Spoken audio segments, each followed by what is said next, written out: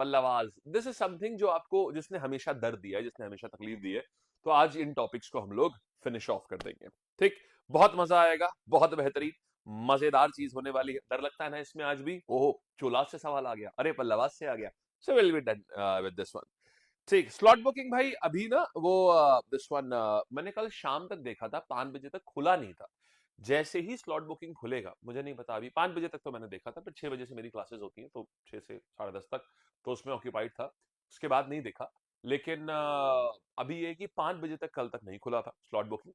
Today I check, अगर slot booking खुल गया होगा तो हम उसको आपको, आप कैसे फोन से ही स्लॉट बुकिंग कर सकते हैं, इसके ऊपर हम एक डिटेल्ड वीडियो बना देंगे। ठीक है, अभी क्लास जैसी खत्म होगी हम उसी समय चेक कर लेंगे इसको। ओके, चलिए रेडी देन, शुरू करें। ठीक है, ऑलराइट। सीजीएल के लिए एचएफटी बता दो बहुत जल्दी। आज भी नहीं खुला है ना? हाँ अभी नहीं खुला हुआ है, वो पता नहीं, वो डेट देके भूल गए हैं वो। उनको भूल गए कि उन्होंने 15 तारीख डेट दी थी, 15 तारीख में उनको खोलना था वो लोकेशन, भूल गए भाई। सॉरी है, पता नहीं क्यों ऐसा कर रहे हैं, लेकिन कर बड़ी नित नई निराली चीजें रहे। अच्छा आइए आ जाते हैं यहाँ पर। So we get started. यहाँ पर आते हैं। महाबलीपुरम का प्रसिद्ध रथ मंदिर आपने देखा है, जो रथ टेम्पल है महाबलीपुरम का, उसका निर्माण किस पल्लव शासक ने करवाया है? उसका निर्माण किस पल्लव शासक ने करवाया है? ऑलराइट, ठीक है ठीक है। वेल देखो यार, अब है क्या, ये बहुत फेमस टेम्पल है, एक एक करके जरा सारी बातें जानते हैं। पहले चीज ऐसे सोचो यार, बल महाबली, महाबली कौन होता है? सोच के देखो भाई, एक तो नर माने व्यक्ति, जो पुरुष होता है वो बलशाली होता है, ये बात जाहिर सी बात है। और अब देखो ये तो हो गया बलि, लेकिन महाबली की बात करें तो कौन होगा? नर के साथ में अगर शेर भी आ जाएगा, जो पुरुष शेर जैसे होते हैं, जो नर सिंह जैसे होते हैं, वो महाबली होंगे ना, और वो हमेशा पहले स्थान पर रहेंगे। तो महाबली का मतलब क्या आ जाएगा? देखो, बलि तो यार हमेशा, बलि माने बलशाल, बलशाली, तो बलशाली तो नर तो हमेशा बलशाली होता ही है। लेकिन जब महाबली लग जाएगा तो फिर नर क्या है? अगर शेर जैसा नर होगा माने नरसिंह होगा, तो ये महाबली होगा, पहले नंबर पे आएगा। तो नरसिंह वन, तो नरसिंह वर्मन वन जो है, ये इन्होंने महाबली टेम्पल बनवाया।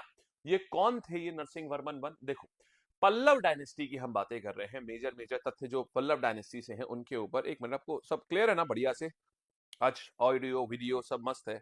चलो बढ़िया है, ठीक है, चलिएगा, बहुत बढ़िया बात है। Audio video everything is fine. एक बार सब लोग कंफर्म कर दीजिएगा। सर ऐप पर एचएफटी बैच में मेडिवल हिस्ट्री का कोई भी क्लास अपलोड नहीं हुआ है। तो ऐसा कैसे हो सकता है यार? ऐसा नहीं हो सकता, हम बता रहे हैं, आप लोग बिना देखे सीधा शूट मारते हैं, फिर हम चेक करते जाके तो सब होता है। ऐसे नहीं भैया, जब तक कम से कम 50-100 लोग नहीं बोलते तब तक ऐसे नहीं। पता है हमको, हम हर बार देख चुके हैं, यही होता है। आइए, अच्छा देखिए, हम आपको थोड़ी थोड़ी बातें बताते हैं, ध्यान से सुनना। सबसे पहले नरसिंह वर्मन वन है कौन? पल्लव डायनेस्टी, पल्लवास थे कौन यार, ऐसे समझते हैं। अगर मैं बात करूं पल्लव वंश की, तो आपने मैप पे जरा गौर करिएगा। आप देखिए, ये मैप है भारत का, ठीक है। अब इसमें क्या है, यहां पर ये देखो, ये केरल है, ये है केरल, ये, और केरल। अब हुआ क्या था, इधर ये तमिलनाडु है ना, ये तमिलनाडु है। तो तमिलनाडु में ही क्या था, चोलाज एंड पल्लवाज, ये दोनों लोग राज किया करते थे। कहां पर?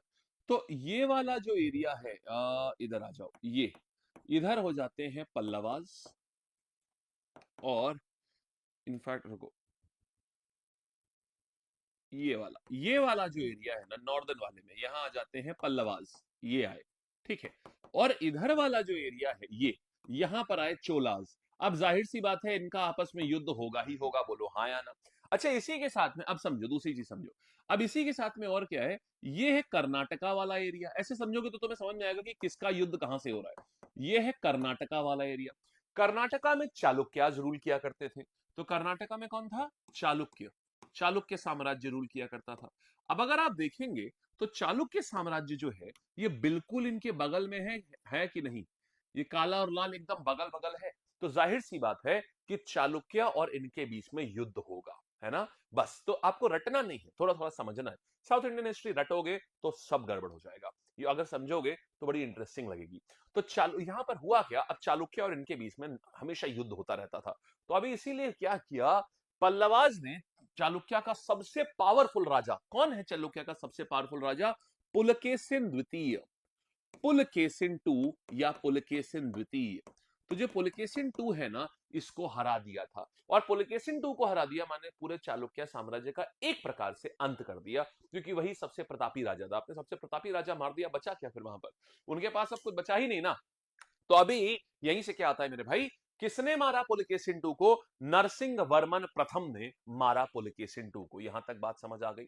और जब मारा, अब देखिए, जब आप किसी बहुत बड़ी चीज को आप करते हैं तो फिर आप कोई उपाधि ले लेते हैं। जैसे आप देखिए, गांधी जी को भी कई सारी उपाधि मिली, वल्लभ भाई पटेल को सरदार की उपाधि मिली।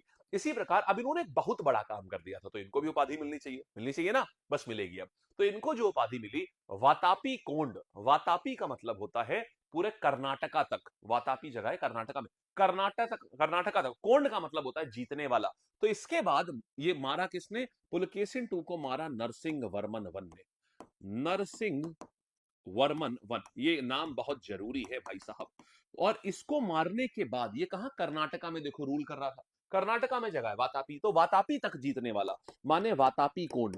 वातापी कोंड। अच्छा, अब ये देखो, ये कैसे याद रखोगे यार? देखो, कहानी ये आती है कि अगर पुलकेशिन टू जो है वो सबसे ज्यादा ताकतवर राजा था, उसने इवन हर्षवर्धन को भी हराया था। हर्षवर्धन को भी लिमिट कर दिया था कि तुम नर्मदा के आगे नहीं आ सकते। अगर इतना प्रतापी राजा है तो उसको मारने वाला तो महाबली ही होगा ना। और महाबली कौन है? महाबली है नरसिंह वर्मन प्रथम। तो नरसिंह वर्मन प्रथम जो है वातापी कोंड भी बोलेंगे, इसी ने महाबली मंदिर भी बनवाया है। यहां तक समझ आ गई? अच्छा, अब सुनिएगा। अब क्या है, इसने महाबलीपुरम कैसे बनवाया? सबसे पहले तो ना, एक महाबलीपुरम से भी पहले एक मतलब महाबली मंदिर से पहले एक महाबलीपुरम पूरा एक नगर बनवाया था। नगर क्या था? ये खुद में एक पावरफुल रेसलर था। रेसलर का मतलब समझते हो क्या होता है? ममल्ल था। ममल्ल था ये खुद में, यानी एक रेसलर था। तो इसने रेसलर्स के लिए ही एक शहर बनवाया था, रेसलर्स के नाम पर, ममल्ल के नाम पर उसको नाम दिया गया ममल्लपुरम। आज भी वो शहर है, आज आप उसको महाबलीपुरम के नाम से जानते हैं तमिलनाडु में। तो वो कौन था? ममल्ल कौन होता है? महाबलशाली। तो महाबलशाली कौन है? नरसिंह वर्मन प्रथम। तो ये भी क्लियर हो गया कि कौन ममल्लपुरम की स्थापना किसने करी, पता चल गया। उसी में महाबलीपुरम मंदिर की स्थापना किसने करी, ये भी पता चल गया। अच्छा, अब देखिएगा, अब क्या करेंगे यहां पर फिर। आ, इन्होंने ही, पल्लवाज ने ही क्या किया, यहां पर देख लो पहले। नरसिंह वर्मन प्रथम ने पल्लव वंश का सबसे प्रतापी शासक था। इसने चालुक्य राजा पुलकेशिन टू को हराकर वातापी कोंड की उपाधि धारक करी। ये रहा नरसिंह वर्मन। अंग्रेजी वाले बालक हमारे यहां पर देखेंगे, ये टाइटल याद रखेंगे, वातापी कोंड। एग्जामिनर पूछता है किसको हरा कर ली? पुलकेशिन द्वितीय को हरा करके ली। Very good. फिर इसने बाद में महाबलीपुरम बनाया। महाबलीपुरम पे ही आपका ये जो शोर टेम्पल दिख रहा है आपको, ये यही महाबलीपुरम में ही है, शोर टेम्पल। और इनके टाइम पे पल्लवाज ने जो द्रविड़ आर्ट है टेम्पल मेकिंग की, उसको एकदम ऊपर पहुंचा दिया। Dravida art of temple making को एकदम ऊपर पहुंचा दिया। कैसे? पल्लवाज ने क्या किया, सुनिएगा। सुनिएगा। टेम्पलेट नहीं, अभी नहीं, एम्प्टी स्लॉट नहीं बुक हुआ भाई। तो अभी क्या है, पल्लवाज ने करा ये कि जो द्रविड़ आर्किटेक्चर है, द्रविड़ शैली समझते हो ना? द्रविड़ शैली का अर्थ होता है वो शैली, सुनना, द्रविड़ शैली का अर्थ होता है वो शैली जिससे साउथ इंडिया में मंदिर बनाए जाते हैं, उनको द्रविड़ शैली कहते हैं। अब द्रविड़ शैली में इन्होंने बिल्कुल एकदम टॉप पर लेकर के गए थे ये लोग। एक इन्होंने क्या बनाया, एक इन्होंने 7 पगोडा बनाया। 7 पगोडा क्या होते हैं आप ये देख रहे हो, इसको रथ मंदिर बोलते हैं। मतलब ऐसे ये पत्थर होता है और इसको तराश तराश के पूरा एक मंदिर बना दिया जाता है। एक मंदिर से, एक पत्थर से, मतलब एक चट्टान से पूरा मंदिर ये तराश के बनाया है। कोई कटर वगैरह नहीं होते थे, छेनी हथौड़ी से, पूरा छेनी हथौड़ी से और रेगमाल से घिस घिस के इसको बनाया गया। सोच के देखिए जरा, और कितनी अच्छी कार्विंग्स है। इनको बोलते हैं रथ टेम्पल। रथ किसके नाम पर? इसमें रथ होते हैं भीम रथ, अर्जुन रथ, नकुल सहदेव रथ, और द्रौपदी रथ, और एक और है यार, कौन सा वाला, युधिष्ठिर रथ। तो ये 7 रथ होते हैं यहाँ पर, सप्त पगोडा भी बोलते हैं। और ये कैसे? ये पत्थर को काट के बनाए गए हैं। किसके द्वारा, किसके कार्यकाल में? पल्लवाज में। कोई दिक्कत नहीं, याद रहेगा। सबसे बड़ा रथ कौन सा होगा, ये भी पूछता है। देखो भाई, पांडवों में सबसे बड़े कौन थे? पांडवों में सबसे बड़े थे युधिष्ठिर, माने धर्मराज। धर्मराज युधिष्ठिर, ये देखो सबसे बड़ा है। इसके बाद आता है भीम रथ, फिर अर्जुन रथ, फिर नकुल सहदेव रथ, और अंत में द्रौपदी रथ सबसे छोटा रथ हो गया।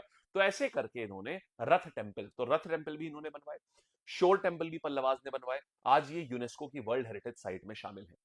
यहां तक बात समझ में आई? इनकी कैपिटल क्या थी? इनकी कैपिटल थी, आज जो आप तमिलनाडु में कांचीपुरम देखते हो ना, वही इनकी कैपिटल थी। और क्योंकि ये लोग मंदिर बनाने में इतना विश्वास रखते थे, इसीलिए मेरे भाई, क्योंकि इतने सारे मंदिर इन्होंने, कहते हैं खाली कांचीपुरम कांचीपुरम में इन्होंने 500 से ज्यादा मंदिर बनवा दिए।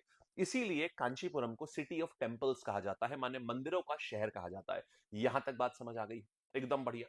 चलिए शाबाश। अच्छा अब सुनिएगा, अब इसके बाद बात आती है, थोड़ी थोड़ी बातें बता दे रहा हूं, जितना मैं आपको पल्लवाज में अगले 5 मिनट में पढ़ाऊंगा एग्जामिनर उसके बाद सवाल नहीं पूछेगा, ये भी पक्का है। लेकिन उन 5 मिनट में एक एक बात को मेरी ध्यान से सुनना। लिखूं क्या ही आपको यहीं पे बता देता हूं, यहां लिखा जरूर होगा मैंने, हाँ ये देखो। तो द्रविड़ शैली ये आ गई। शैली का मतलब समझते हो क्या है? देखो, तो पूरा भारत अगर मैं बात करूंगा यहां से लेके यहां तक, ये आ गया उत्तर भारत यानी नॉर्थ इंडिया, यानी कि नॉर्थ इंडिया।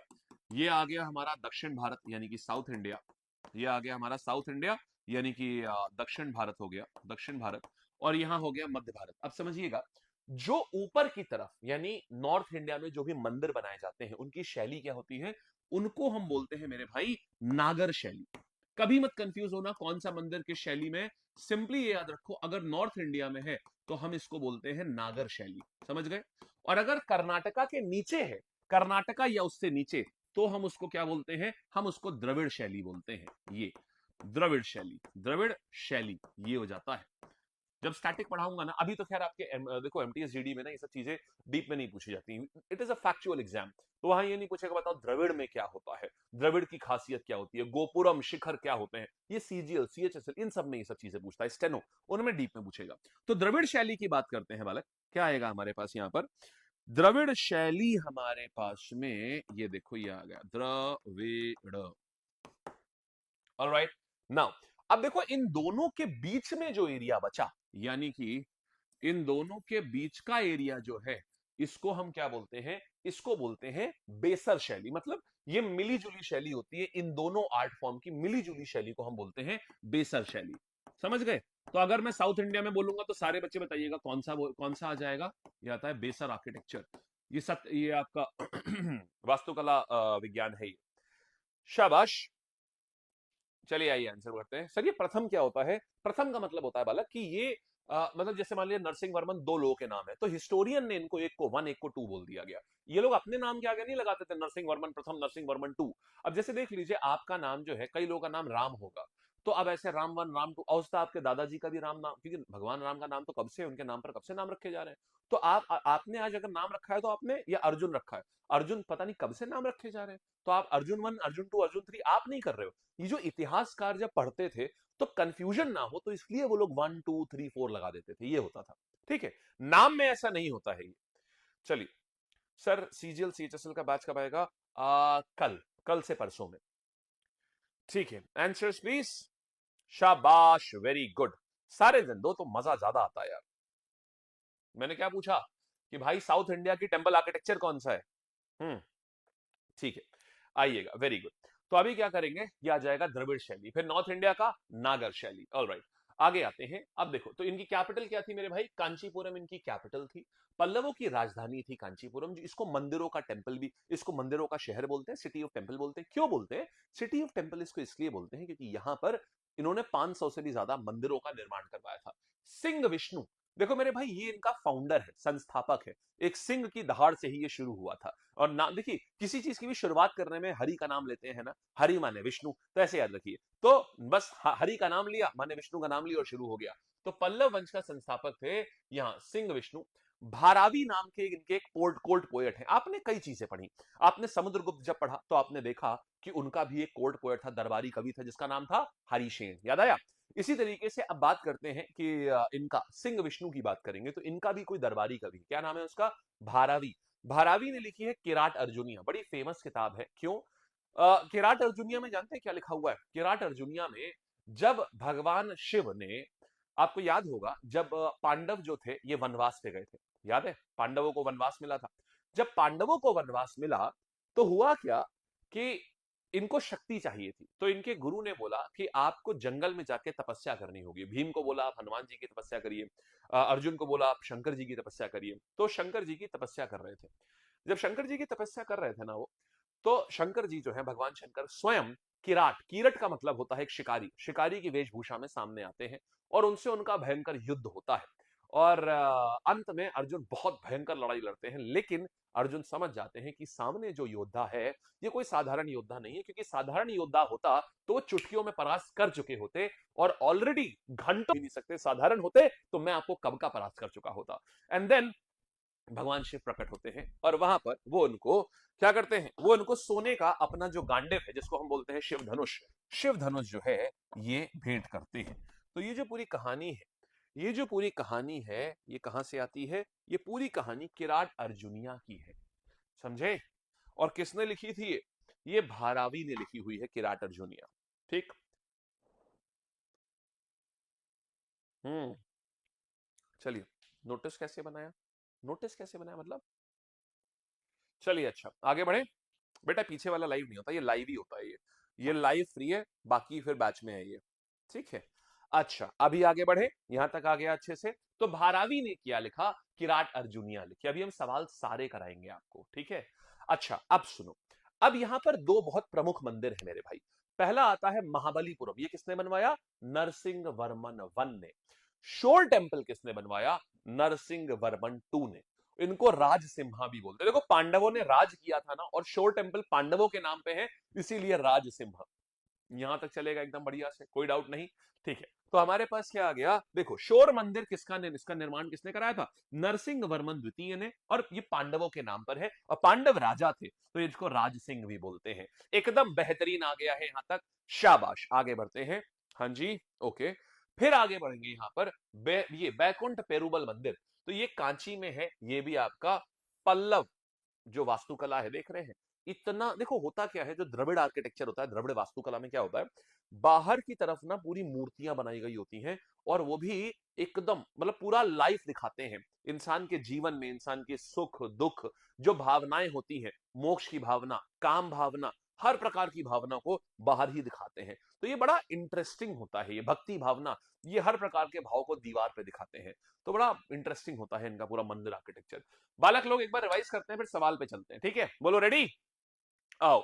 तो सबसे पहले फाउंडर का नाम, बच्चे सारे लोग बोलेंगे, सारे लोग बोलेंगे। सर जी आपका पिछला वाला लाइव कहाँ पे मिलेगा प्लीज बताइए। ये मिलेगा आपको उसमें लैब की ऐप पर मिलेगा मेरे भाई, एचएफटी बैच में। चलिए अब शुरू करेंगे, सब कवर होगा मेरे बालक, सब कुछ कवर होगा, सब कुछ, I will not leave anything. बताया तो आपको मैंने पहले एचएफटी लॉन्च करते टाइम बोला था कि एक भी दिन एचएफटी नहीं रुकेगी, ठीक। तो एक भी, चाहे संडे हो या मंडे, रोज खाओ अंडे वाली बात है, रोजाना होगी, रोजाना। 4 फरवरी जब तक पेपर है ना, और 23 फरवरी जब तक जीडी मिलेगा। चलिए तो फिर आते हैं यहाँ पर नरसिंह वर्मन वन, ये हो गया। आगे बढ़ते हैं, फिर बात करते हैं यहाँ पर महाबलीपुरम, महाबलीपुरम की बात करेंगे। ये ममल्लपुरम है, किसने बसाया, नरसिंह वर्मन वन ने बनवाया। फाउंडर कौन है इस डायनेस्टी का, सारे बच्चे बताएंगे।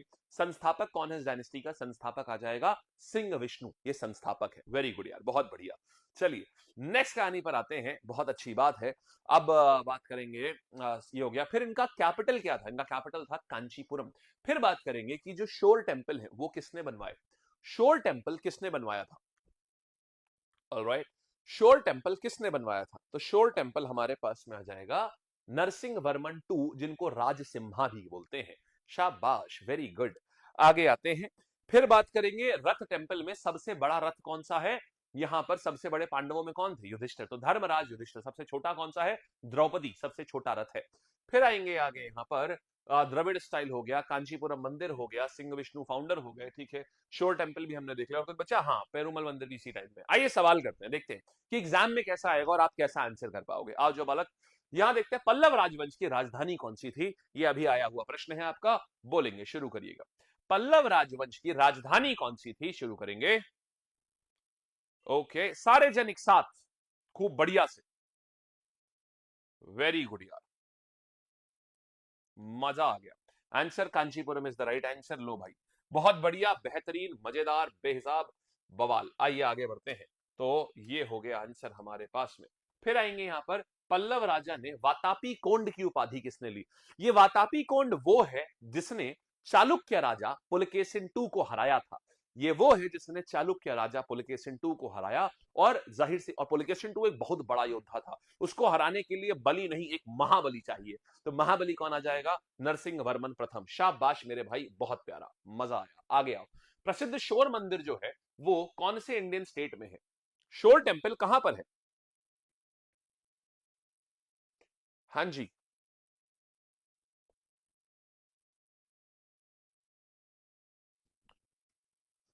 ओके,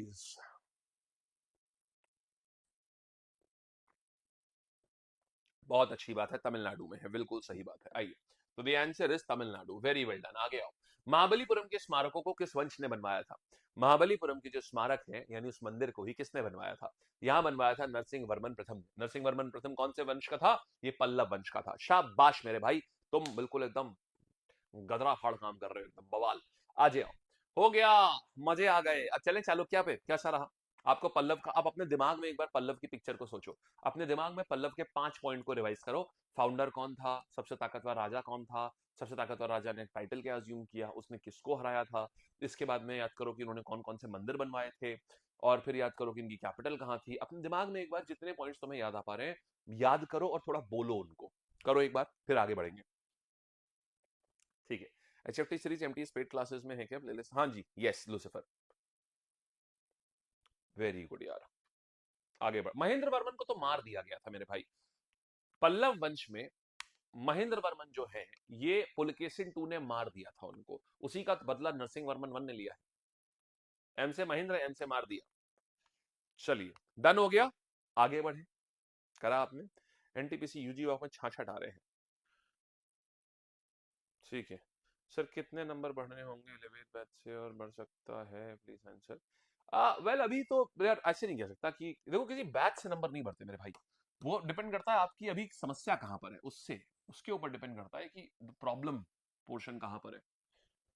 ये है, जब तक एनालिसिस नहीं पता है तब तक हम नहीं कह सकते। हो सकता है फाउंडेशन में समस्या, हो सकता है अपर कॉन्सेप्ट में, अपर कॉन्सेप्ट में होता है एलिवेट इज गुड, फाउंडेशन में तो एलिवेट इज नॉट गुड उस केस में। ये चीज है, अब बंद भी हो गया वैसे अब तो एलिवेट ना, एडमिशन क्लोज हो चुके हैं। आइए, चालुक्य शासन पुलकेशिन टू ने किस उत्तर भारतीय सम्राट को नर्मदा नदी के तट पर हराया था? Very famous question. चलिए, शाबाश, शुरू करेंगे। श्योर टेम्पल, ये वर्मन टू आ जाएगा, बहुत बढ़िया बात है। ठीक है, तो हमारे पास आया कि यार जो चालुक्य साम्राज्य है, देखो चालुक्य साम्राज्य की बात करूंगा भाई, तो सबसे ताकतवर राजा जो यहां पर आया है वो आया है पुलकेशिन टू। और पुलकेशिन टू को ये जो थे इनको चालुक्य ऑफ वातापी या बादामी भी बोलते हैं। अब सुनना, तो कर्नाटका में आओ, यहां पर इसका आंसर क्या आ गया? इसका आंसर आ जाएगा हर्षवर्धन को हराया था। अब आपको मुद्दे मुद्दे की सारी बातें बताते हैं, रिवाइज करा लेते हैं एक बार। देखिए होता क्या है, पुलकेशिन द्वितीय की बात करेंगे तो पुलकेशिन द्वितीय जो है ये चालुक्य वंश का सबसे शक्तिशाली राजा था, ये पुलकेशिन टू। और पुलकेशिन टू जो है था क्या, कर्नाटका में ना 3 डायनेस्टी आई, कर्नाटका क्या साउथ इंडिया में 3 dynasty I, Chalukyas of Vatapi, Chalukyas of Vengi और चालुक्याज ऑफ बादामी। बच्चे अक्सर इसमें कंफ्यूज होते हैं। देखो मैं आपको एक बार इसको जरा ब्रीफ कर देता हूं, ये वातापी बादामी वेंगी पेंगी क्या है ये सब कुछ, देखिएगा जो दक्षिण भारत है इस तरीके से है। ठीक है, ये हो गया। अभी जरा ध्यान देंगे तो यहां पर ये कर्नाटका का पोर्शन है और इसको हम बोल रहे हैं वातापी। तो ये एरिया था वातापी, और यहां पर पुलकेशिन टू ने रूल करना शुरू किया। जब रूल कोई भी राजा रूल करता है तो वो युद्ध लड़ता है। अब उसने युद्ध लड़ा, और आपको याद है ना यहां पर हुआ करते थे पल्लव, बोलो हाँ या ना, होते थे ना। तो उसने क्या किया, पहले पुराने पल्लव पुराने ये आपके चालुक्य, यहां लिख देता हूं चालुक्य, चालुक्य ऐसे स्टोरी से याद रहोगे तो याद रहेगा, साउथ इंडियन हिस्ट्री को रटोगे तो नहीं याद होगा, ये मेरी गारंटी है ना याद होने की भी। इसीलिए कह रहा हूं स्टोरी से याद रखो तो याद रहेगा, बुरा मतलब जैसे एक मूवी हो वैसे याद रखो। ये जो ये लोग कौन थे, ये पल्लवास थे, जान रहे हो आप। अब हुआ क्या मेरे भाई, पुराने चालुक्य राजाओं ने माने पुलकेशिन प्रथम ने और इन सब लोगों ने क्या किया, यहां पर युद्ध इनके चलते रहते थे। पुलकेशिन टू ने क्या किया, जो सबसे ताकतवर राजा था, उसने क्या किया, इस पल्लवास से इतना एरिया छीन लिया, इनको हरा दिया पल्लवास को, और इतना एरिया छीन लिया। छीनने के बाद अपने चचेरे भाई को दे दिया और बोला तू राज कर भाई वहां जाकर के, तो वो भी तो चालुक्य ही था, है ना, तो वो भी चालुक्य था। तो अभी वो जब यहां राज करने आया तो यहां पर, और इस एरिया को बोलते हैं वेंगी। तो जो भी, अब ये वाले कौन से हो गए, ये थे चालुक्याज ऑफ वातापी, और ये लोग अब वेंगी में राज कर रहे थे, और उनका दूसरा चचेरा भाई कर रहा था, तो उसको बोला चालुक्याज ऑफ वेंगी। यहां तक बात समझ आ गई। फिर क्या होता है, पुलकेशिन टू के बाद चालुक्य वंश ही पूरा खत्म हो जाता है। जब ये पूरा खत्म हो जाता है तो तकरीबन 300 साल बाद जो फिर से उठता है दोबारा से, और वो उठता है कहां पर, महाराष्ट्र में, इस जगह पर। तो यहां पर उसको बोलते हैं चालुक्याज ऑफ बादामी। तो जो 3 चालुक्य साम्राज्य आते हैं ना, वो समझो कैसे है, सबसे पहले 610 एडी के करीब, 610 एडी के करीब में क्या होता है, ये सिर्फ यहीं पर ही राजा होता है और कहीं चालुक्य होते ही नहीं है। फिर ये क्या करते हैं, ये अपने यहां पर पल्लवास को परास्त करते हैं और अपने चचेरे भाई को ये पूरा शासन सौंप देते हैं और वो धीमे से वो अपने आप को अलग कर लेता है। जब वो अपने आप को अलग कर लेता है तो इसको हम क्या बोलते हैं, ये बन जाते हैं चालुक्य जो वेंगी। वो बोलते हैं अब हम तुमको नहीं जानते, तुम कौन। वो बोलता है भाई टैक्स दो। बोलता है कौन सा टैक्स, मेरा राज है ये। बोला भाई तुम्हारा कहाँ है, हमने दिया था। बोला हम नहीं जानते ये सब, हम हैं चालुक्य जो वेंगी और हम तुमसे अलग हैं। तो ये अलग हो लिए यहाँ पर। फिर क्या होता है, ये साम्राज्य पुलकेशिन II के बाद ढह गया नीचे। ढह गया नीचे तो तकरीबन 200-300 साल बाद फिर यहां पर इनका कोई पुश्तों को पुश्ते वो एक और राजा बना, लेकिन वो इस वाले एरिया में नहीं आया। बोला अशुभ एरिया है, यहाँ पर सब हार जाते हैं। बोला मैं यहाँ आऊंगा। तो यहाँ पर चालुक्याज और बादामी आए। तो आपको समझ आ गया, 3 प्रकार के जो चालुक्य हैं ये अलग अलग एरिया में, समझ गए, अलग अलग एरिया में। जैसे एसएससी का लैब कौन सा होता है, एसएससी लैब। रोजगार वाला जो आपके हिंदी मीडियम एग्जाम है उसके लिए अलग लैब है, रोजगार लैब। समझ आ रहा है। अभी रेलवे के लिए देखिए अलग चीज होगी, रेलवे लैब। तो ऐसे क्या है कि अलग अलग जगह पर जो लोग काम कर रहे हैं है लैब ही, लेकिन अलग अलग स्थान पर फोकस्ड काम हो रहा है, तो इसीलिए वैसा फोकस नाम हो गया। तो बस यही कहानी हुई है, इन्होंने भी करी थी। ठीक है, चलिए फिर देखिएगा अब क्या होता है। इतनी समझ आ गया। अब देखो, क्योंकि यहां पल्लव ने वातापी को हराया था। कौन से वाले चालुक्य को हराया था, जो वातापी थे। अब समझ में आया कि क्यों पल्लव ने, नरसिंह वर्मन फर्स्ट ने वातापी कोंड का टाइटल क्यों लिया था। वातापी कोंड का टाइटल क्यों लिया था, समझ आ गया ना। वातापी कोंड क्यों बोलते थे, क्योंकि वातापी वाले चालुक्य को हराया था और उनके घर में घुस के हराया था। हाँ, इनकी कैपिटल को डिस्ट्रॉय कर दिया था घुस के। चलिए आगे बढ़े मेरे भाई। सर चालुक्य तो समझ आ गया मैप में, पर वातापी क्या है। Vatapi is a place. Camera है सो गया है, कहता है बहुत हो गया, अब मैं सोऊंगा, ठंड बहुत है, रुकिएगा। आइए भाई, चलिए आगे आ जाते हैं। यहां तक हमने देख लिया। तो वातापी इज अ प्लेस बालक, Vatapi is a place. Alright, आगे आते हैं। तो अब देखिएगा, तो ये था, यहां तक समझ आ गया। अब ये, अरे यार ये क्या है, ये तो बड़ी कहानी है। आज तुम ऐसा क्यों कर रहे हो, है? पब्लिक में बेइज्जती कराना तुम्हें पसंद है, ये बताओ। इसी थाली का नमक खाया है तुमने और इसी थाली में भाई तुम। हम्म, चलिएगा, शो वी गो।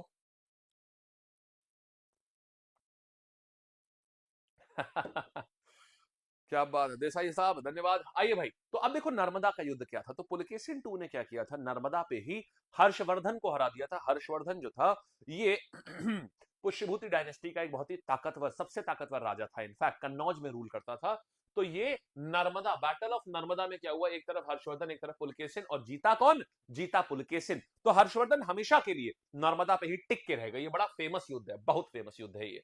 फिर बात करेंगे यहां पर, राजधानी क्या थी इनकी, इनकी राजधानी वातापी थी, जिसको आज देखिएगा। इनकी राजधानी क्या थी, इनकी राजधानी वातापी हुआ करती थी। चलिए ये बात समझ आ गई है।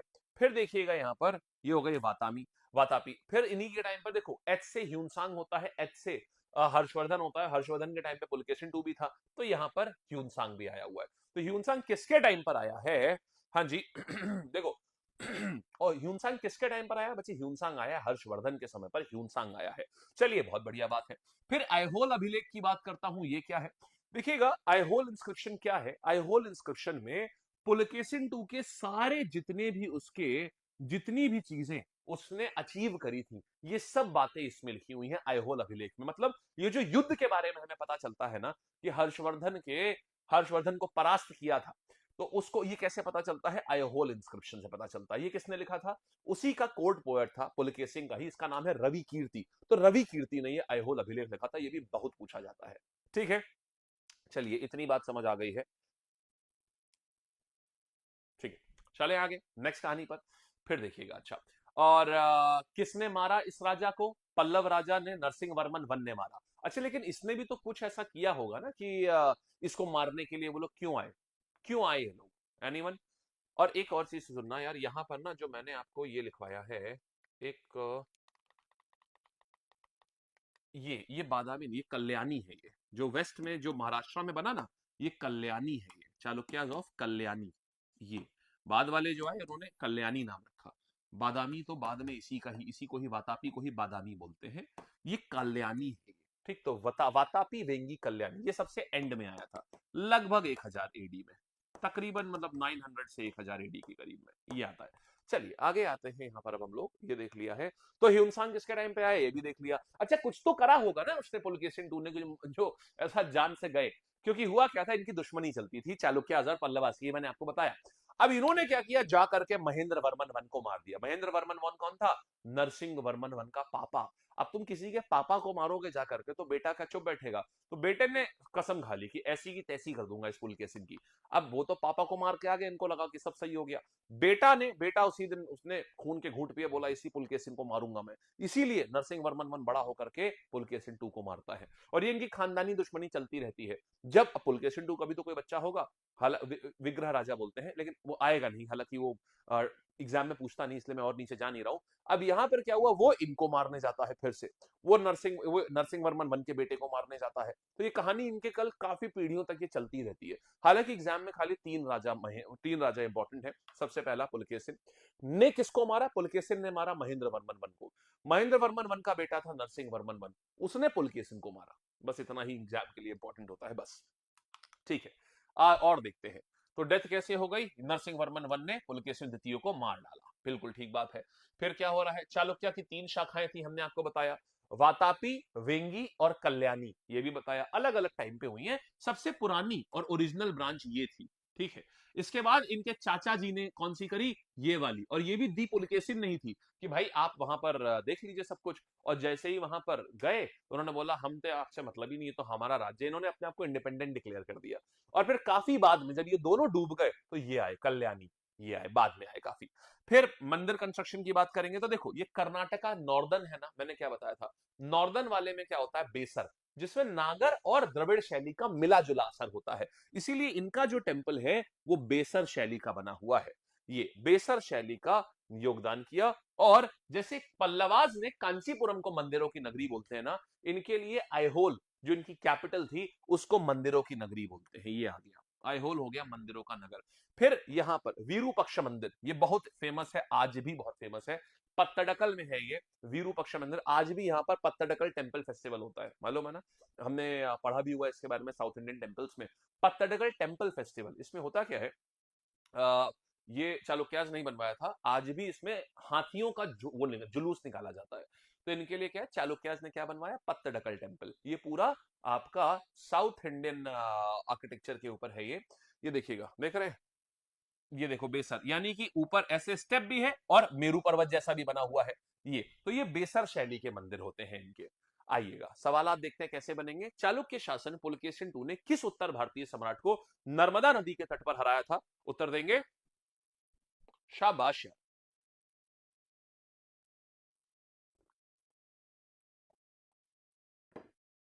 विरूपक्ष भी इन्होंने बनवाया, पत्तडकल भी इन्होंने चालुक्याज ने बनवाया। चालुक्याज वर इन कर्नाटका, ये कर्नाटका में थे क्या, ये कब नहीं, कौन सी नदी के किनारे हरा है, नर्मदा, और यहीं से नर्मदा फिक्स कर दी थी कि भाई तुम नीचे नहीं आ सकते हो, तुम नर्मदा के ऊपर ही टंगे रहोगे। फिर आगे आते हैं मेरे भाई, आइहोल अभिलेख का संबंध किस शासक से है, तो आइहोल किसने लिखवाया था, क्विक, आइहोल लिखवाया था रवि कीर्ति, आ जाएंगे यहां पर, और पुलकेशिन II ने अपने रवि कीर्ति से लिखवाया था, ठीक बात है। चलिए आगे बढ़ते हैं, तो आइहोल आ गया, पुलकेशिन II ने बनवाया था। फिर देखो, फिर क्या करेंगे, रवि कीर्ति किस चालुक्य शासक का दरबारी कवि थे, किस चालुक्य शासक के दरबारी कवि थे, वेरी गुड। मुझे खुशी है कि आपको ना साउथ इंडियन हिस्ट्री में कम से कम ये सब चीजें ना आप लोग आंसर कर पा रहे हो, इस बात की खुशी है। हाँ जी, खुश रमन भाई, बैचेस के बारे में अंत में हम बता देंगे, अभी आप पढ़ लीजिए, ठीक, बिल्कुल एंड में एकदम बता देंगे, निश्चिंत रहिए, सब बता देंगे, आप निश्चिंत रहिए एंड में, लेकिन अभी पढ़ लो, ठीक। चलो, रवि कीर्ति के चालुक्य शासक के दरबारी कवि थे मेरे भाई, यहां आ जाएगा पुलकेशिन II के दरबारी कवि थे। और आगे आते हैं, बादामी किस वंश की राजधानी थी, बादामी किस वंश की राजधानी थी, हाँ जी, शाबाश, आंसर मेरे पास क्या आ गया, बादामी आ जाएगी मेरे पास में।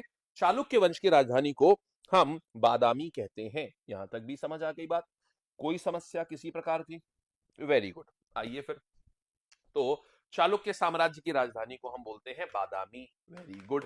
नेक्स्ट कहानी, तो हमारे पास आ गया कहां, ये हो गए। आइए, हर्षवर्धन को नर्मदा नदी के तट पर किसने पराजित किया था, कौन था हर्षवर्धन को पराजित करने वाला? तो हर्षवर्धन को पराजित करने वाले व्यक्ति का नाम था पुलकेशिन II। शाबाश, वेरी गुड, बढ़िया। आगे आते हैं भाई। अब महाबलीपुरम का प्रसिद्ध रथ टेम्पल का निर्माण किसने कराया? रथ टेम्पल का निर्माण कराया था नरसिंह वर्मन II ने, जिनको राजसिम्हा भी बोलते हैं, ठीक है ना। नरसिंह वर्मन प्रथम ने नहीं, नरसिंह वर्मन II यहां पर आ गए। अच्छा, महाबलीपुरम की बात है, नहीं ठीक है, एक मिनट रुको यार। नरसिंह वर्मन प्रथम सिंह विष्णु नहीं, ये तो गलत हो जाएगा। ये तो प्रथम ने नहीं करवाया था ना, II ने कराया था। इन्हीं को तो राजसिम्हा बोलते हैं, इन्हीं को तो राजसिम्हा बोलते हैं। रुक जा भाई। शोर मंदिर कहां पर है? शोर मंदिर हमारे पास तमिलनाडु में आ जाता है। ये इसको रहने दो, अभी इसको रहने दो। फिर आते हैं यहां पर चालुक्य शासक पुलकेशिन II ने किस भारतीय सम्राट, ये तो अभी अभी देखा है हम लोगों ने। आइए अब आते हैं राष्ट्रकूट के ऊपर आते हैं, राष्ट्रकूटास पे आते हैं। राष्ट्रकूटास कहां आते हैं? आपको पहले ही बता दो, चालुक्यास क्लियर है, मेजर मेजर सब कुछ, कौन राजा था, कौन सबसे प्रतापी राजा था, everything. Moving on to next one, आपको ये क्लियर है अभी कि पल्लवास कौन थे, कौन सा राजा, क्या कहानी है, एकदम बढ़िया, ठीक है। अब दूसरे पे आते हैं। अब हम आ रहे हैं किसके ऊपर? अब हम आते हैं कि राष्ट्रकूटास कौन थे। देखो भाई, इनका सबका राज्य है अपना। तमिलनाडु में पल्लवास हुए, कर्नाटका में चालुक्यास हुए, और महाराष्ट्र में राष्ट्रकूटास हुए। तो राष्ट्रकूटा जब हम पढ़ते हैं तो अब हम सीधे महाराष्ट्र की तरफ चल रहे हैं। आइएगा, सबसे पहले देखिएगा एलोरा का प्रसिद्ध कैलाश मंदिर, देखा है ये? तो एलोरा का ये जो प्रसिद्ध कैलाश मंदिर है, ओके। अरे खुश रमन भाई, रुक जाओ, बैच के बारे में अंत में बात कर लेंगे, अभी स्पैम मत करिए। सर, चोला और चालुक्य में कंफ्यूजन है, सर प्लीज क्लियर कर दीजिए। बिल्कुल भाई, देखो, तो चोलास की बात करेंगे अगर और चालुक्यास की, एक मिनट रुको, भैया ने सवाल पूछा है और अच्छा पूछा है, सवाल अच्छा है, ये काफी बच्चों को समस्या हो सकती है इसमें। देखिएगा बालकगण, सो हमने क्या बताया, ये देखो राज्य याद रखो, ये केरला है आज का, कह रहा हूं, ये तमिलनाडु है, ठीक है, ये कर्नाटका है, ये कर्नाटका है, ये आंध्र प्रदेश है, ठीक है, ये कर्नाटका है, ये आंध्र प्रदेश है, ये केरल है, ये तमिलनाडु है, ये महाराष्ट्र है। यही तो है पूरा, ऐसा ही है ना भाई। यहाँ पर मध्य प्रदेश आ जाता है, ये एमपी आ जाता है, बट एमपी का कोई मतलब नहीं है कल इसमें, खाली इससे इनका मतलब है। अब देखो कौन कहां आया, तो आपको ना एक मैप में क्लैरिटी मिल जाएगी। जब हम बात करते हैं कि पल्लवास की, तो पल्लवास जो थे ना, वो यहां पर थे, नॉर्दर्न तमिलनाडु एंड आंध्र प्रदेश, ये वाला, ये रीजन जो है ना, ये पल्लवास का है, ठीक है भाई साहब। और इनका जो टेन्योर है, टाइम पीरियड है, वो तकरीबन 600 एडी के करीब है, हर्षवर्धन और पुलकेशिन के टाइम का 620 एडी के करीब। जब मैं बात करूंगा चोलाज की, तो चोलाज का एरिया ये वाला है, ये होते हैं चोलाज। और चोलाज जो है, ये आए तो 700-750 एडी है, मतलब तकरीबन पल्लवास के 100 साल बाद। लेकिन ये प्रोमिनेंस पे ना मतलब उफान पे जो है, ये पहुंचे हैं तकरीबन 900 में। तो होता क्या है कि ये जो आए हैं, ये आए हैं लगभग 700-750, और ये 1200 एडी तक रहे हैं, लेकिन बहुत प्रतापी राजा इनके जल्दी खत्म हो गए थे। तो इनका टाइम पीरियड जो है, वो लगभग मान के चलो 700 से लेके 1200 एडी तक है ये। तो लगभग इनके अच्छे खासे लगभग 100 साल, तकरीबन 100 साल बाद ही आए। चालुक्य क्या हो गया, चालुक्यास की चालुक्यास की बात करूंगा, तो ये कर्नाटका में आए मेरे भाई चालुक्यास। तो ये यहां पर आए, इसको वातापी बोल रहे हैं। ये कब आया? ये भी आपका लगभग 600 से आपके 700 एडी के बीच में रहे हैं ये लोग। तो देखो, जब चालुक्यास आ रहे हैं, तो जब चालुक्यास खत्म हो रहे हैं, तब ये चोलाज आ रहे हैं, तो इनका बहुत दूरी है, इनकी कोई ऐसा कोई रिलेशन नहीं है। फिर यहाँ आते हैं राष्ट्रकूटास, ये यहाँ आ रहे हैं, राष्ट्रकूटा, राष्ट्रकूटा, दंती दुर्गा इनका फाउंडर था। तो राष्ट्रकूटा देखो, यानी ये लोग कहां पर आ रहे हैं, इन्होंने महाराष्ट्र से इन्होंने शुरुआत करी है। इसीलिए क्या बोलते हैं इसीलिए क्या बोलते हैं कि जो कैलाश टेम्पल है एलोरा का, एलोरा कहां है? औरंगाबाद, महाराष्ट्र में। महाराष्ट्र में कौन रूल करता था? राष्ट्रकूटा। तो इसीलिए राष्ट्रकूटा ने बनवाया है। यहां तक समझ आ गई है? डाउट नहीं ना कोई भी? बढ़िया से। चलिए, कब हुआ था ये? तकरीबन 750 एडी के करीब। तकरीबन ये लोग आए कहां से, तकरीबन 750 ईडी के करीब। अब ये पूरा मैप आ चुका है आपके सामने, अभी क्लियर है एकदम बढ़िया से। सो पल्लवाज नॉर्दर्न तमिलनाडु और सदर्न आंध्र प्रदेश में ये पल्लवाज हुए। चोला सदर्न तमिलनाडु दक्षिण तमिलनाडु में हुए, और चालुक्य जो है ये कर्नाटका में हुए, और राष्ट्रकूता जो है ये यहां पर हुए। फिर यहां से फैलना शुरू किया इन लोगों ने, एक्सपेंशन शुरुआत करी है। क्लियर? सर चालुक्य वंश की राजधानी वातापी थी ना? नहीं मेरे भाई, चालुक्य, अच्छा हाँ चालुक्य की, हाँ वातापी थी, ठीक। वातापी, और इनकी टेंपल कैपिटल आइहोल थी। वातापी इनकी कैपिटल थी और टेंपल कैपिटल आइहोल थी इनकी। ठीक है, चलिए आगे बढ़ते हैं, क्योंकि आइहोल में सबसे ज्यादा मंदिर बनवाए गए, ये है। आ जाओ, अच्छा अब यहां पर आ जाओ। तो एलोरा का प्रसिद्ध कैलाश मंदिर जो है उसका निर्माण किस राष्ट्रकूट शासक ने करवाया था मेरे भाई?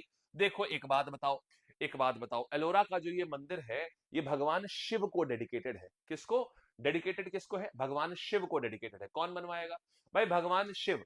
तो इसमें एक तरफ भगवान का नाम है तो दूसरी तरफ भगवान का ही नाम होगा, ऐसे आता है। कृष्णा वन, तो कृष्णा ने बनवाया था, कृष्णा वन इन्होंने, ये राष्ट्रकूटा राजा है, इन्होंने बनवाया था एलोरा का टेंपल जो भगवान शिव को डेडिकेटेड है। अब जरा कुछ खास बातें पढ़ते हैं। सबसे पहले देखेंगे कृष्णावन और कैलाश मंदिर की बात। राष्ट्रकूट शासक कृष्णावन ने एलोरा मंदिर बनवाया। खासियत क्या है आपकी ये समझिएगा। और कहां पर है एलोरा की? एलोरा की गुफाएं है ना, तो गुफा नंबर 16 में। इसकी ऐसे मतलब ये टेंपल तो यार अप्लॉज डिजर्व करता है, इसको हल्के में दिखाना ना ठीक नहीं है। ये तो आपको डिटेल में दिखाऊंगा मैं, तो आपको भी लगेगा भाई साहब मतलब क्या बना दिया यार, मजा दिला दिया। दिखाता हूं एलोरा टेंपल। हाँ जी, अब जरा देखिएगा इस टेंपल को। आप जानते हैं इसकी खासियत क्या है बालकगण? ये पूरा टेंपल जो है ना, ये जो आपके सामने है, ये असल में देखिएगा, ये असल में ये पूरी चट्टान थी, ऐसे आगे तक ये पूरी चट्टान थी। और इस चट्टान को ऊपर से नीचे सिर्फ छेनी हथौड़ी से काट काट के, पीट पीट के, ये इस इतने सुंदर मंदिर, जिसमें कोई जोड़ नहीं है, इस मंदिर में एक भी जोड़ नहीं है, देर इज नो जॉइंट, एक भी जॉइंट नहीं है इसमें। और ये जो आप सुंदर सुंदर ये पूरी डिजाइन देख रहे हैं, ये पूरा पहाड़ को नक्काशी ये देख रहे हैं यहाँ पर, ये पूरा जो सनडाइल बना हुआ है, आप इससे समय देख सकते हैं। ये सब कुछ एक पहाड़ को काट के बनाया गया सिर्फ छेनी हथौड़ी से, क्योंकि और कुछ होता ही नहीं था। ये भी यूनेस्को की वर्ल्ड हेरिटेज साइट में इसीलिए शामिल है, समझ गए? तो ये कृष्णा वन ने बनवाया है ये टेंपल। देखो सामने से दिखाते हैं, देख रहे हैं? ये देखिए, ये पूरा मंदिर को छील कर बनाया गया है। पूरा मतलब ये पत्थर को छील के पूरा का पूरा ये टेंपल बनाया गया है, जस्ट इमेजिन। ये देखिए, अब जरा क्लोज व्यू देखिए, इवन जो ये मूर्तियां जो उकेरी गई हैं दीवार के ऊपर, कितनी फ्लैट है, ये सब कुछ, और ये ऑर्नेशन, ये देखिए, ये सब कुछ एलोरा टेंपल है।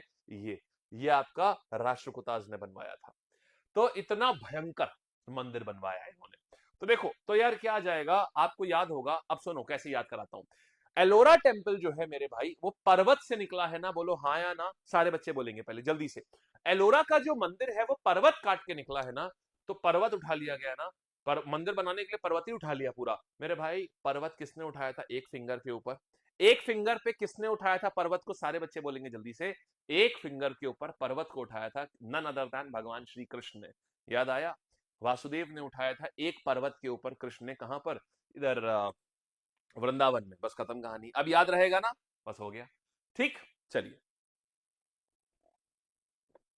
अब याद रहेगा आपको, बहुत प्यारी बात है यार। आगे आते हैं, तो संस्थापक कौन है? संस्थापक है दंती दुर्गा।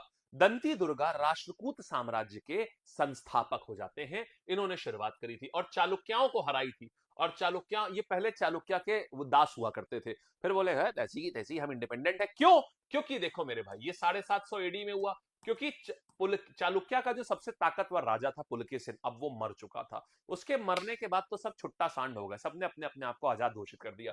तो राष्ट्रकूटास पहले उन्हीं के सेवक थे, फिर आजाद घोषित कर दिया उन्होंने। तो राष्ट्रकूटा की राजधानी क्या थी? मान्या खेता। ये कर्नाटका का जो मान्या खेत है, ये राष्ट्रकूटास की राजधानी हुआ करती थी। और अब देखो त्रिपक्षीय स्ट्रगल। अब मेरे भाई हुआ क्या इसी समय, कन्नौज की गद्दी ना खाली हो रही थी, समझना, कन्नौज की गद्दी खाली हुई थी। कन्नौज बड़ा इंपॉर्टेंट था, मतलब ऐसा था कि जिसने कन्नौज पे राज किया उसके पास पैसा ही पैसा होगा, पैसा ही पैसा।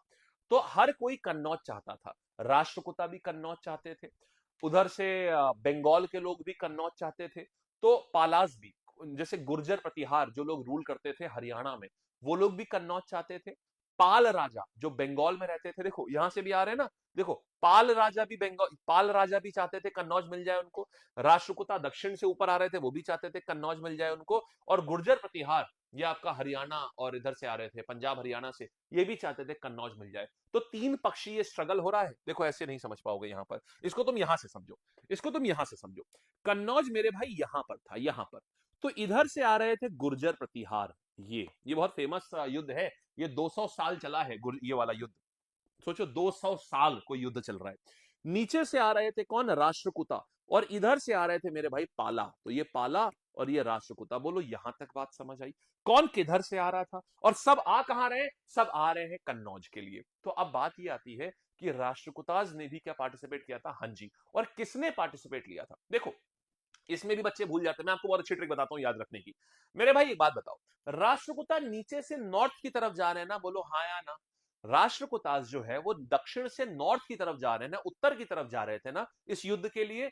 उत्तर को ही तो मेरे भाई ध्रुव बोलते हैं, तो राजा का भी नाम ध्रुव है, बस हो गया, ठीक है। बोलते हैं ना ध्रुव तारा, नॉर्थ तारा जो होता है ध्रुव तारा, तो पोल स्टार जो होते हैं, तो ये क्या पोल स्टार नॉर्थ में होता है हमेशा, तो नॉर्थ स्टार को ही तो ध्रुव तारा बोलते हैं। तो ये लोग नॉर्थ की तरफ जा रहे थे, माने ध्रुव की तरफ जा रहे थे, तो यहां से जो राजा गया है वो भी ध्रुव नाम हो जाएगा, तो राजा का नाम ध्रुव है। बोलो अभी याद रहेगा हमेशा, ठीक है, शाबाश यार, वेरी वेल डन।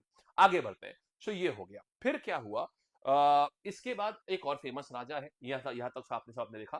फिर अमोघ वर्ष की बात करते हैं। अमोघ वर्ष ने क्या किया, इसने अपना धर्म बदल करके जैन धर्म को स्वीकार कर लिया, और ये एक बहुत बड़ा कवि भी था। तो इसने कन्नड़ भाषा में कवि राजमार्ग, यानी इसका ये पहली कन्नड़ लिटरेचर थी। कवि राजमार्ग मतलब इसने कविताएं नहीं लिखी, इसने कवियों को ट्रेन करने के लिए कि कविताएं कैसे करी जाती है, ये लिख दिया सीधे सीधे, समझ रहे हो। जैसे मैं एक टीचर ना बनूं, मैं बताऊं टीचर्स को कि पढ़ाते कैसे हैं, ये बहुत बड़ी बात हो गई भाई ये। तो इसने वो काम किया था, कवि राजमार्ग लिख दिया, यहां समझ आया। तो ये जैनिज्म का फॉलोअर था और इसने कवि राजमार्ग लिखा। फिर एलिफेंटा की जो गुफाएं हैं, मैंने आपको अभी ये एलोरा देखी थी, एलिफेंटा की जो गुफाएं हैं यहां पर, ये भी किसने बनवाई थी, ये राष्ट्रकूटा के साथ, ये राष्ट्रकूटा के टाइम पर ही बनाई गई थी। ये राजा किसी को नहीं पता किसने बनवाई, बस ये क्योंकि कहीं लिखा नहीं हुआ है। ये है कि एलिफेंटा केव्स जो महाराष्ट्र में है, ये भी इन्हीं लोगों ने बनवाई थी। यहां तक आ गया, ठीक है। अब सुनो और आगे, तो एलिफेंटा केव्स भी इन्होंने बनवाई। अच्छा अब देखो, अमोघ वर्ष जो है ये आपको पता है एक बात, कि कन्नड़ में जैन धर्म बहुत पॉपुलर था, मालूम है ना क्यों, क्यों पता है, एनी आइडिया व्हाई। कर्नाटका में जैन धर्म कैसे पहुंच गया, जबकि जैन धर्म उत्तर भारत में ओरिजिनेट हुआ था, एनीवन।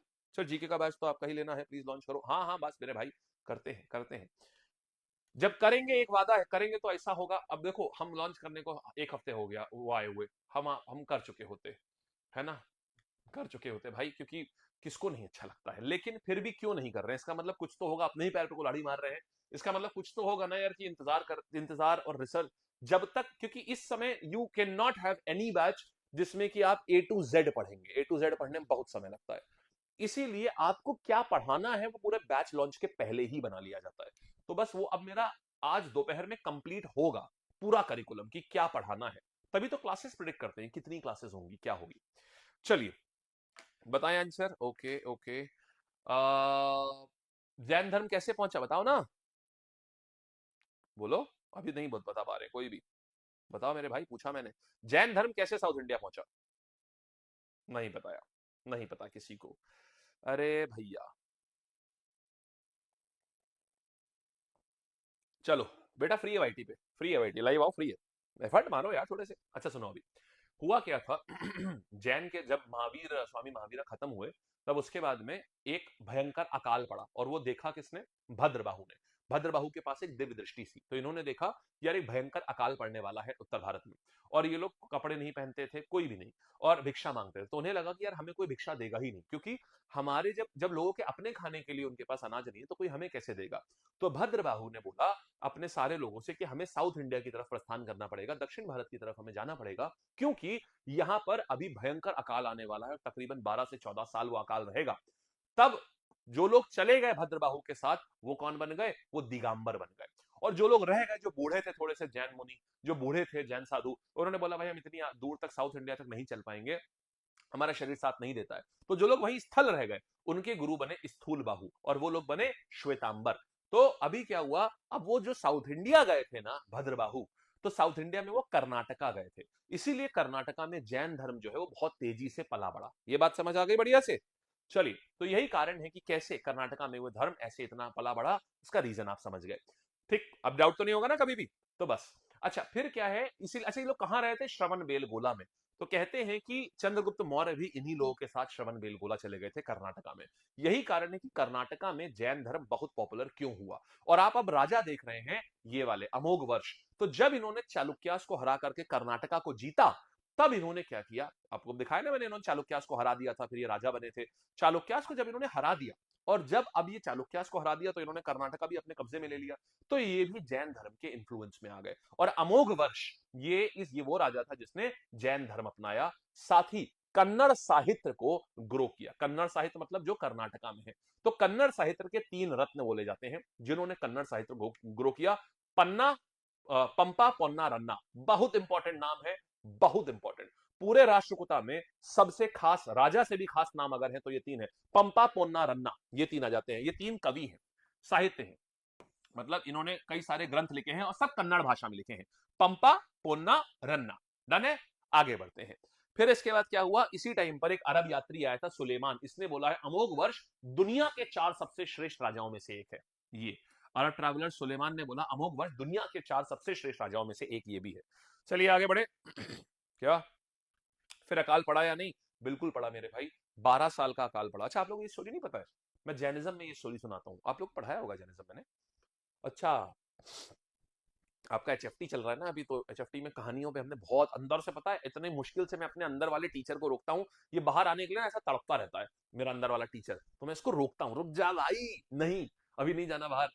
तो अब देखो क्या है कहानी इसमें। अकाल पड़ा, और जब अकाल पड़ा तो ये श्वेतांबर, नाम पता है कैसे पड़ा, दिगंबर श्वेतांबर। तो अकाल पड़ा तो भद्रबाहु जो थे ये अपने लोगों के साथ जा चुके थे साउथ इंडिया, कर्नाटका में। 12 साल बाद जब ये वापस आए तो इन्होंने देखा कि यार हैं जो लोग यहाँ पर ऑलरेडी जैन धर्म के लोग हैं, ये तो यार सफेद कपड़ों में है। अब इन्होंने सफेद कपड़े क्यों धारण किए थे? इनसे पूछा ये क्या तुमने कर दिया? तुमने कपड़ा धारण कर लिया, मतलब तुमने, तुम्हारा कुछ है, तुम कह सकते हो ये मेरा है। और महावीर ने स्ट्रिक्टली बोला था कि तुम्हारे पास कोई डिजायर नहीं होनी चाहिए, मतलब कुछ भी तुम्हारा होना नहीं चाहिए, अपरिग्रह, मतलब तुम्हारा कुछ भी नहीं होना चाहिए, और ये कपड़ा तो तुम्हारा है। तो इसलिए तुम तो महावीर स्वामी के जो उन्होंने बातें बोली थी, जो 5 महाव्रत उन्होंने बोले थे, तुम तो फॉलो ही नहीं कर रहे हो, इसका मतलब तुम असली जैन नहीं हो। उन्होंने बोला अरे भाई रुक जाओ, यहां पर अकाल पड़ा था और हम सबके शरीर पे छाले फफोले पड़ जाते, इतना भयंकर गर्मी और ये था। धर्म को समय के साथ में थोड़ा बदलना भी चाहिए, थोड़ा सा इवॉल्व करना चाहिए। तो उन लोगों ने बोला नहीं, तुम लोग इम्प्योर जैन हो। तभी से क्या हुआ, जो भद्रबाहु की जो कैटेगरी थी, जो दिगंबर, जो आसमान को ही अपना कपड़ा समझते थे, बोलते थे हम लोग प्योर जैन हैं। और दूसरे वाले जो स्थल बहु, जो सफेद कपड़ों में रहते हैं, उनको बोले ये लोग इम्प्योर जैन हैं, क्योंकि इन्होंने महावीरा की टीचिंग्स को नहीं माना। समझ गए आप? ये है पूरी कहानी। चलिए अच्छा, आगे बढ़ते हैं। हाँ जी, अब देखिएगा, now coming on to this one. Sir इस वाले क्लास को 1 घंटे के लिए वेटिंग पे रखिएगा, बिल्कुल रखेंगे भाई, बिल्कुल रखेंगे, ठीक है। आइए, राष्ट्रकूटा वंश के संस्थापक कौन थे? 11 बजे तक रहेगा, 11 कह रहा हूं, 10 बजे तक रहेगा, आप आराम से करिए, कोई दिक्कत नहीं है। मैं जानता हूं कुछ बच्चे थोड़ी सी लेट आते हैं, एकदम 8 बजे नहीं आ पाते हैं। शाबाश, एकदम नहीं आ पाते हैं उसी टाइम पर, ये सब हम समझते हैं। तो इसीलिए आपकी क्लास कुछ टाइम तक रहती है, 1 घंटे तक रहती है। वेरी गुड यार। सर फिर कन्नौज पर किसने राज किया? वेल प्रणय भाई, 200 साल जैसे युद्ध चला, तो इसमें ना कोई डिसाइसिव राजा नहीं हुआ। कभी राष्ट्रकूटा का राजा जीता, उसने 30 साल रूल किया। फिर क्या हुआ, पालाज ने जो थे उन्होंने अटैक कर दिया, तो उस राजा को हटा दिया, पालास का राजा आ गया। फिर क्या हुआ 20-25 साल के लिए, फिर क्या हुआ, फिर गुर्जर प्रतिहार का राजा जीत गया, वो आ गया। तो जितना भी मतलब 200 साल तक कन्नौज के लिए युद्ध चला, तो उसी को ट्राइपाट्रियट स्ट्रगल बोलते हैं। उसमें राजा बदल बदल के आते रहे हर डायनेस्टी के। राष्ट्रकूट वंश के स्थापक कौन है? दंती दुर्गा, ये आ जाएंगे। कविराज मार्ग नामक कन्नड़ ग्रंथ की रचना, कन्नड़ ग्रंथ वाला तो एक ही था, वही राजा जिसने जैन धर्म स्वीकार किया था। आंसर क्या आ जाएगा मेरे भाई, सब लोग बोलिएगा। शाबाश शाबाश शाबाश, वाह भाई। क्या ही कहना, शाम तक करते हैं, कल तक ना कर दे, साल भर ना कर दे। आओ, तो आंसर क्या आ जाएगा? ये यही कारण है कि जो आप इतनी अटेंटिवली, पता है आप ये जब सीरीज ओवर हो जाएगी ना, तब आप इसके लिए थैंक्स बोलेंगे मुझे, सच बता रहा हूं।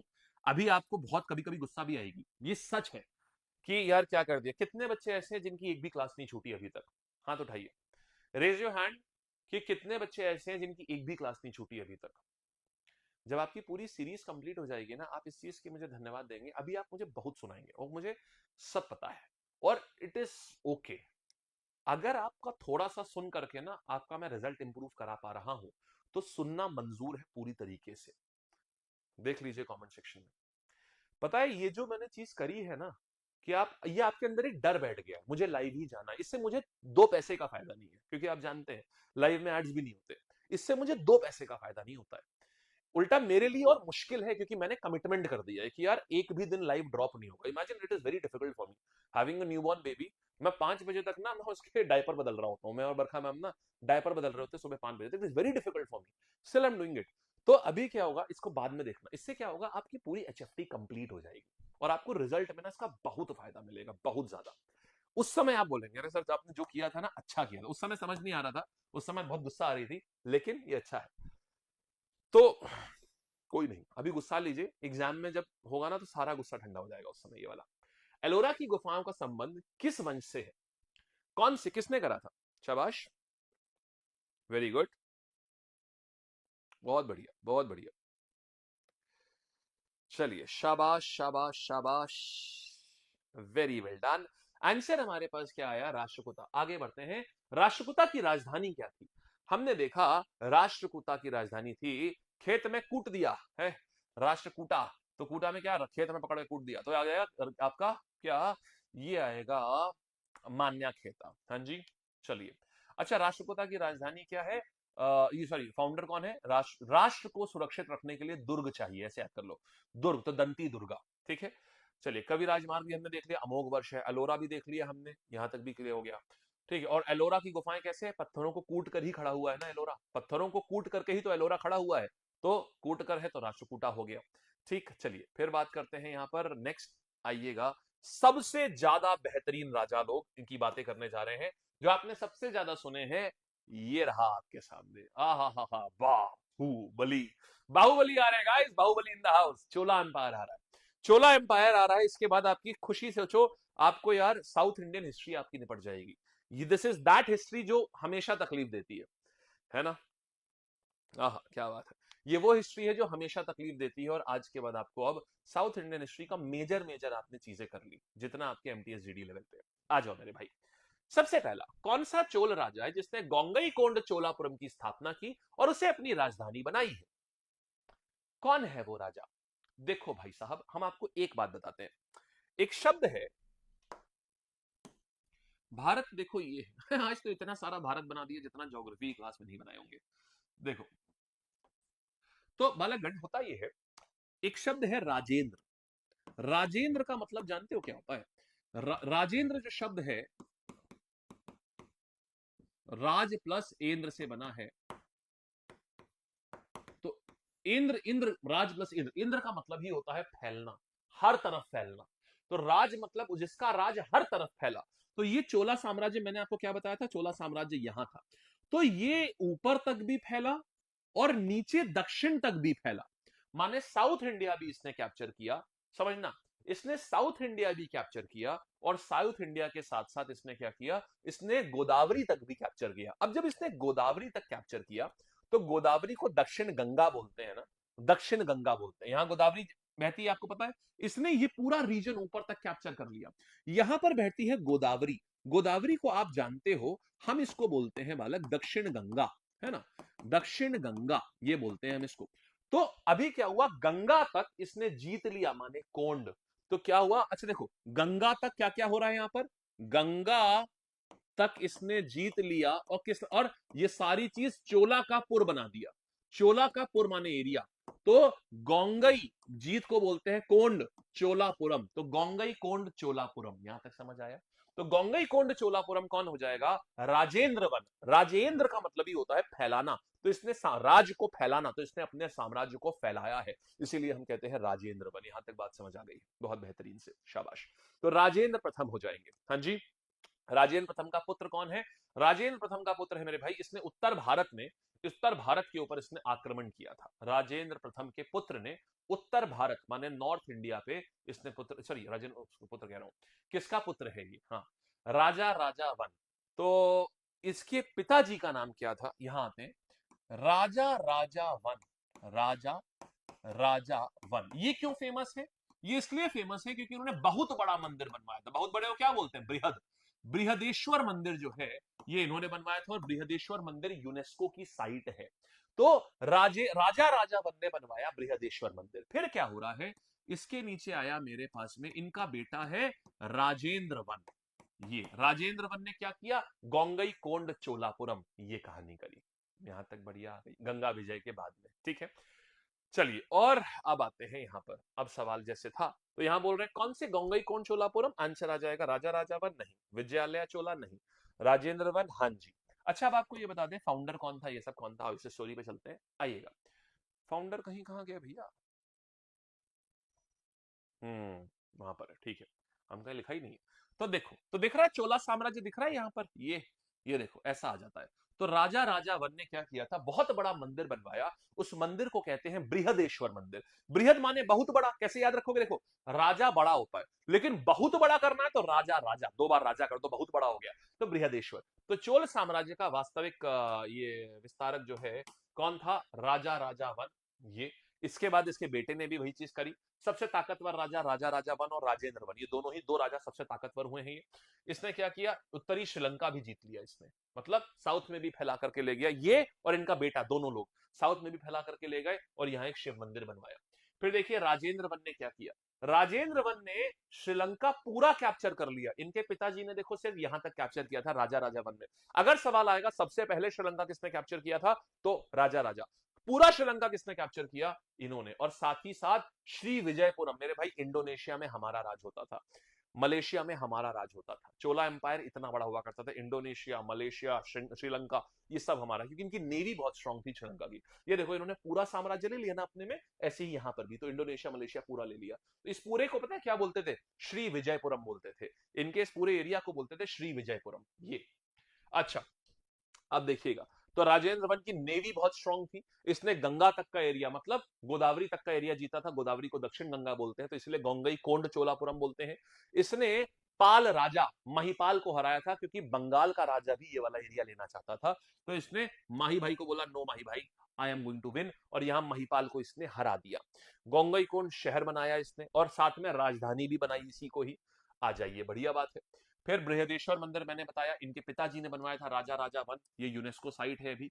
कहां बनवाया था, थांजावुर में बनाया था। ये आ जाएगा। ये कैपिटल हुआ करती थी थांजावुर, चोलास की कैपिटल थी। फाउंडर कौन थे, विजयालया चोला। ये चोला के संस्थापक हैं। देखो 850 एडी में रियल फाउंडर। छोटे छोटे छुटपुट चोला बने हैं, मैंने आपको बताया था 750 एडी के तकरीबन शुरू हो गया था, और बोला था 900 एडी में जाकर के ये लोग एकदम टॉप पर पहुंचना शुरू किया। तो भाई देखो 750 850 एडी में रियल फाउंडर मानते हैं। तो विजयालय चोला हमारे पास पल्लवास को हरा करके तांजौर जीत लिया, और तांजौर से क्या किया, तांजौर में अपनी राजधानी स्थापित करी। तो ये आ गया, ठीक है।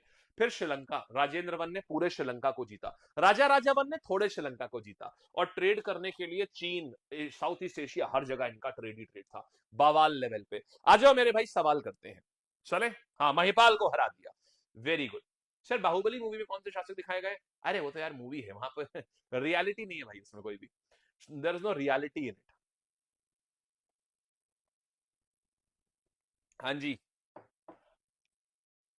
शाबाश, वेरी गुड। पीडीएफ बच्चे टेलीग्राम पर मिलेगी हमारे। तांजौर का बृहदेश्वर मंदिर किसने बनवाया था, सो तांजौर का जो बृहदेश्वर मंदिर है ये राजा राजावन ने बनवाया था। ये हो गया, हाँ जी। आगे आएंगे, किस चोल शासक ने श्रीलंका के उत्तरी भाग पर विजय प्राप्त की थी, तो कौन है जो उत्तरी भाग पर, देखो सवाल कितना प्यारा पूछा है। ये नहीं पूछा श्रीलंका, श्रीलंका में भी दो राजा हैं, उत्तरी भाग और कंप्लीट भाग। तो उत्तरी भाग वाला क्या आ जाएगा, राजा राजावन। पूरा श्रीलंका राजेंद्र वन। इतना सुंदर सवाल है ये। लेकिन आप लोगों को देखो, इसी बोलते हैं आपने बढ़िया से पढ़ा और मैप याद होगा, इसलिए हम इमेजेस लेके आते हैं ताकि वो दिमाग में बस जाए चीजें। तो यहां पर क्या आया हमारे पास में, राजा राजावन ने उत्तरी भाग और राजेंद्र वन ने पूरा भाग। फिर आएंगे आगे, गोंगई कोंड की उपाधि किसने धारण करी थी, चलेंगे बालक बताएंगे। गोंगई कोंड की उपाधि किसने धारण करी थी, शाबाश शाबाश शाबाश, बहुत बढ़िया यार।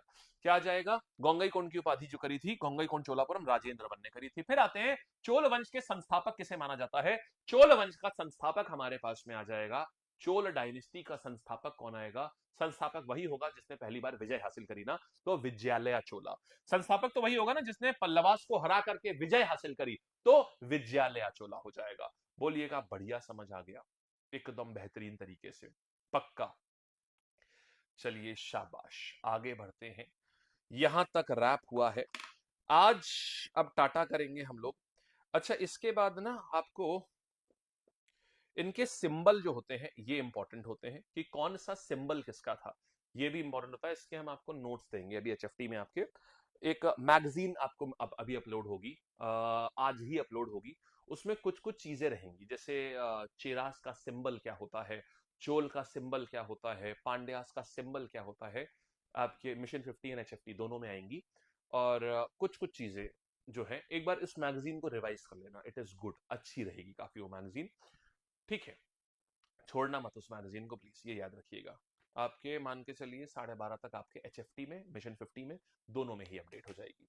ठीक है, और ये जो पीडीएफ हमारे पास यहाँ पर है, ये आप लोगों को अभी टेलीग्राम पर मिलेगा। क्लियर? चलिए शाबाश भाई, all the best. MTS slot booking जैसे ही हो जाएगी बता दूंगा तुरंत ही। कैसा लगा, बढ़िया लगा, पहले ये बताओ, मजा आया? साउथ इंडियन डायनेस्टी में जो कंफ्यूजन थे वो क्लियर हुए? आज आपके लिए एक छोटा सा गिफ्ट भी है, बताओ क्या है वो? आज आपके लिए एक छोटा गिफ्ट भी है, बताओ क्या है वो? आज आपके लिए एक छोटा गिफ्ट है, आ जाओ। ये देखो भाई, आज आपके लिए ये गिफ्ट है। क्या है गिफ्ट? आपको बहुत टाइम से चाहिए था सर, पार्ट 2 चाहिए था ना आपको। ये देखो मेरे भाई, आप लोगों को पार्ट 2 चाहिए था ना।